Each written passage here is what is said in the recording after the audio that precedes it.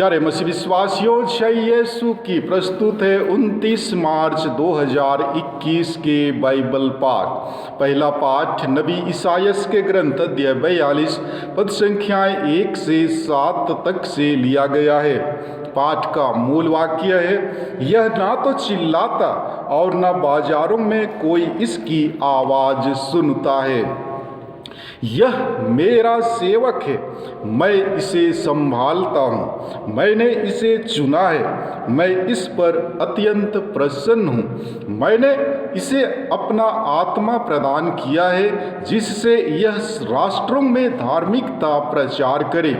यह ना तो चिल्लाता और न शोर मचाता है, बाजारों में कोई भी इसकी आवाज़ नहीं सुनता। यह ना तो कुचला हुआ सरकंडा ही तोड़ता है और ना धुआंती हुई बत्ती ही बुझाता है। यह ईमानदारी से धार्मिकता का प्रचार करता है।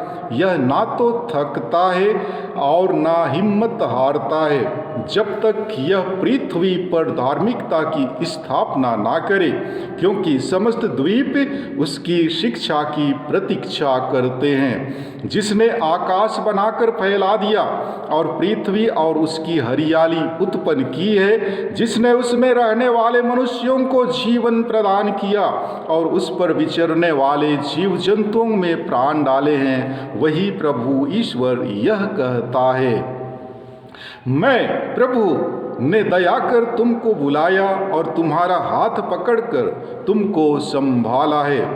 मैंने तुम्हारे द्वारा अपनी प्रजा को एक विधान दिया और तुम्हें राष्ट्रों की ज्योति बनाया है, जिससे तुम अंधों को दृष्टि दो, बंदियों को मुक्त करो और अंधकार में रहने वालों को ज्योति प्रदान करो। प्रभु की वाणी। ईश्वर को धन्यवाद। और आज का सुसमाचार पाठ संत योहन के अनुसार पवित्र सुसमाचार अध्याय 1 अध्याय 12 पद संख्याएं 1 से 11 तक से लिया गया है। पाठ का मूल वाक्य है, इसे छोड़ दो, इसने यह मेरे दफन के दिन की तैयारी में किया है। पास्का के 6 दिन पहले यीशु बेथानिया आए। वहाँ लाजरुस रहता था, जिसे उन्होंने मृतकों में से जिलाया था। लोगों ने वहाँ यीशु के सम्मान में एक भोज का आयोजन किया। मर्था परोसती थी और यीशु के साथ भोजन करने वालों में लाजरुस भी था। मरियम ने आधा सेर असली जटामांसी का बहुमूल्य इत्र लेकर यीशु के चरणों का लेपन किया और अपने केसों से उनके चरण पोंछे। इत्र की सुगंध से सारा घर गमक उठा। इस पर यीशु का एक शिष्य यूदस इस्कारियोती, जो उनके साथ विश्वासघात करने वाला था, यह बोला, 300 दीनार में बेचकर इस इत्र की कीमत गरीबों में क्यों नहीं बांटी गई? उसने यह इसलिए नहीं कहा कि उसे गरीबों की चिंता थी, बल्कि इसलिए कि वह चोर था। उसके पास थैली रहती थी और उसमें जो डाला जाता था वह उसे निकाल लेता था। यीशु ने कहा, इसे छोड़ दो, इसने यह मेरे दफन के दिन की तैयारी में किया है। गरीब तो बराबर तुम्हारे साथ रहेंगे, किंतु मैं हमेशा तुम्हारे साथ नहीं रहूँगा। बहुत से यहूदियों को पता चला कि यीशु वहाँ है। वे यीशु के कारण ही नहीं, बल्कि उस लाजरुस को भी देखने आए, जिसे यीशु ने मृतकों में से पुनर्जीवित किया था।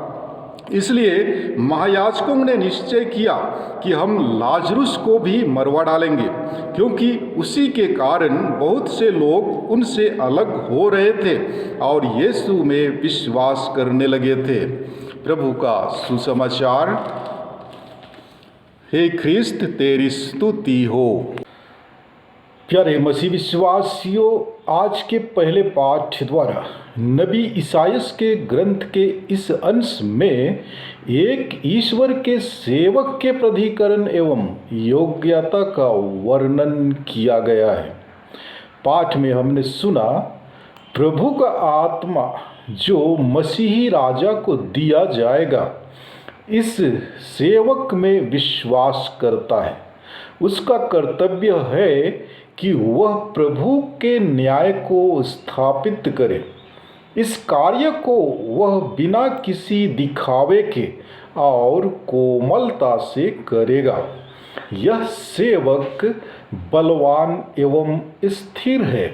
उसका कर्तव्य आसान नहीं होगा, किंतु जब तक वह उसे समाप्त नहीं करेगा, तब तक वह धीरज के साथ आगे बढ़ेगा।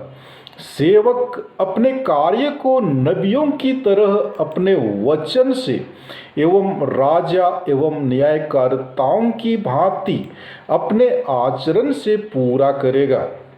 लोग उसकी शिक्षा की प्रतीक्षा करेंगे। यहाँ पर मुक्ति एवं सहायता के लिए उत्तेजित प्रत्याशा है। जो न्याय वह लाएगा, वह आरोप लगाने वाले और आरोपित दोनों को प्रभावित करेगा। प्यारे मसीह विश्वासियों, हमारे समाज में भले ही सेवक या नौकर को उचित सम्मान ना मिलता होगा या उसे अधिक महत्व नहीं दिया जाता होगा, लेकिन सेवक अपने आप में एक विशिष्ट व्यक्ति होता है। वह दूसरों से कम पढ़ा लिखा होता है या फिर वह एक गरीब परिवार से संबंधित रखता होगा, लेकिन यह भी सत्य है कि सेवक सदैव अपने मालिक की सेवा में तत्पर तथा वफादार होता है तथा अपने को दीनहीन समझता एवं मन और हृदय से उदार होता है। वह हमेशा अपने मालिक के आदेश का बाट जो होता रहता है कि कब उसके मालिक को किस चीज़ की जरूरत पड़ जाए। अपने स्वामी के आज्ञा का पालन करना उसका कर्तव्य ही नहीं बल्कि उसका धर्म होता है। सेवा करना ही उसका परम धर्म होता है और इसी सेवा द्वारा वह अपने जीवन में मुक्ति को प्राप्त करने की आशा करता है। वह अपने स्वामी की सेवा में अपना सर्वस्व न्यौछावर कर देता है। जी हाँ, यीशु भी ईश्वर के पुत्र थे, स्वयं ईश्वर थे, स्वर्ग और पृथ्वी के सृष्टिकर्ता थे। फिर भी उन्होंने एक सेवक का रूप धारण किया और अपने पिता की आज्ञा के अनुरूप जीवन यापन किया तथा क्रूस के मरण तक वह अपने पिता के आज्ञाओं का पालन करते रहा। आज के पहले पाठ के द्वारा नबी ईसायास ने जो भविष्यवाणी की थी वह किसी और के विषय में नहीं बल्कि हमारे मुक्तिदाता प्रभु यीशु के बारे में ही भविष्यवाणी की थी। जी हाँ, यदि हम संत मत्ती के सुसमाचार अध्याय 20 पद संख्या 28 में पढ़ेंगे तो हमें ज्ञात होगा, जहाँ स्वयं प्रभु यीशु कहते हैं कि मानव पुत्र अपनी सेवा कराने नहीं बल्कि सेवा करने तथा बहुतों का उद्धार के लिए अपने प्राण देने आया है। प्यारे भाइयों बहनों, पापी मनुष्य को मुक्ति का संदेश देना तथा पिता ईश्वर के साथ उसका मेल मिलाप कराना ईश्वर की महान मुक्ति योजना थी। इसी योजना को पूरा करने के लिए ईश्वर ने अपने पुत्र यीशु को इस संसार में भेजा, जिससे कि वह मनुष्य बनकर मनुष्यों का उद्धार करे। उसने अपने को दीनहीन और नम्र बनाया ताकि वह नम्रतापूर्वक लोगों को मुक्ति का संदेश सुना सके और उनका उद्धार कर सके। नबी इसके विषय में कहता है, यह ना तो चिल्लाएगा और ना ही शोर मचाएगा, बाजारों में कोई इसकी आवाज नहीं सुनेगा।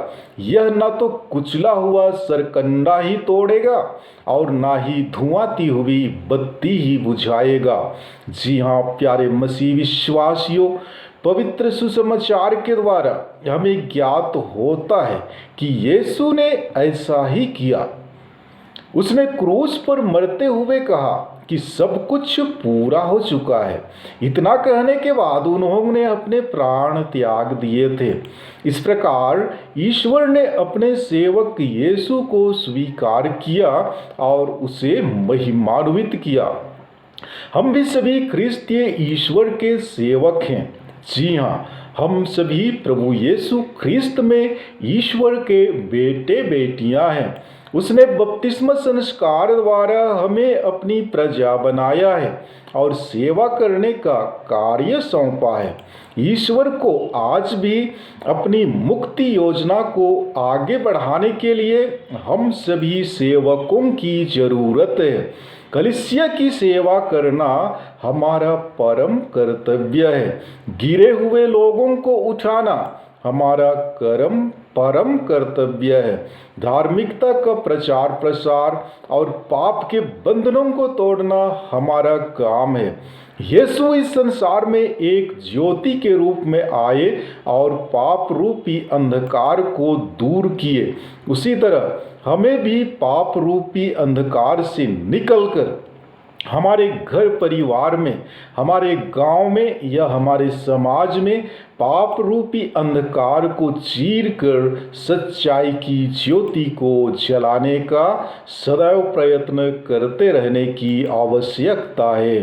प्यारे मसीह विश्वासियों, जब हम आज के सुसमाचार पाठ पर मनन करते हैं तो हमें ज्ञात होता है कि मार्था एवं मरियम का यीशु के प्रति अत्यधिक और सर्वोत्तम प्यार और यूदस इस्करियोती का पैसा के प्रति अधिकतम प्यार को दर्शाया गया है। जी हाँ, यदि किसी व्यक्ति या औरत को किसी चीज से प्यार होता है, वहां पर देखा जाता है कि उस व्यक्ति या औरत को कोई डर, भय, लज्जा, शर्म, चिंता या फिक्र और कुछ भी उसके सामने दीवार नहीं बनती है।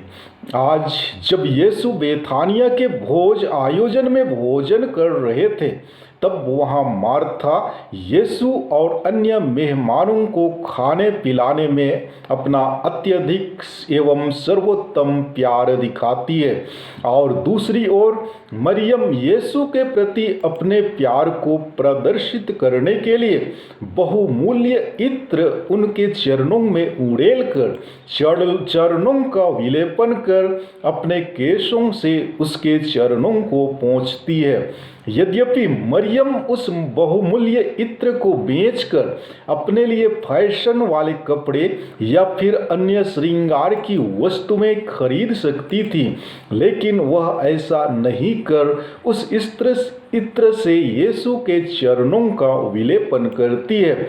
और खास बात यह भी है कि वह उस भीड़ में सभी लोगों के सामने बिन लज्जा, शर्म और डर भय से यीशु के चरणों का इत्र से विलेपन करती है। और दूसरी तरफ देखा जाए तो यूदस पैसे से इतना प्यार करता था कि वह पैसा पाने के लालच में यीशु से कहता है, क्यों न इत्र को अच्छे दाम में बिक्री कर पैसा कमाया गया होता। और बाद में इसी पैसा के प्यार में वह अपने गुरु प्रभु यीशु को बेच डाला। भाइयों बहनों, इस पुण्य सप्ताह में आइए हम अपने मन दिल की जांच कर स्वयं से प्रश्न करें कि मैं किसको अत्यधिक और सर्वोत्तम प्यार करता हूँ, यीशु को या सांसारिक मौज मस्ती को। आइए हम इस पुण्य सप्ताह में हम भी मरियम की तरह यीशु को पूरे मन और दिल से प्यार करें। आमीन। प्यारे मसीह विश्वासियों, यदि आपने अभी तक मेरा चैनल सब्सक्राइब नहीं किया है तो कृपया सब्सक्राइब करें, लाइक करें, कमेंट करें और शेयर जरूर करें। धन्यवाद।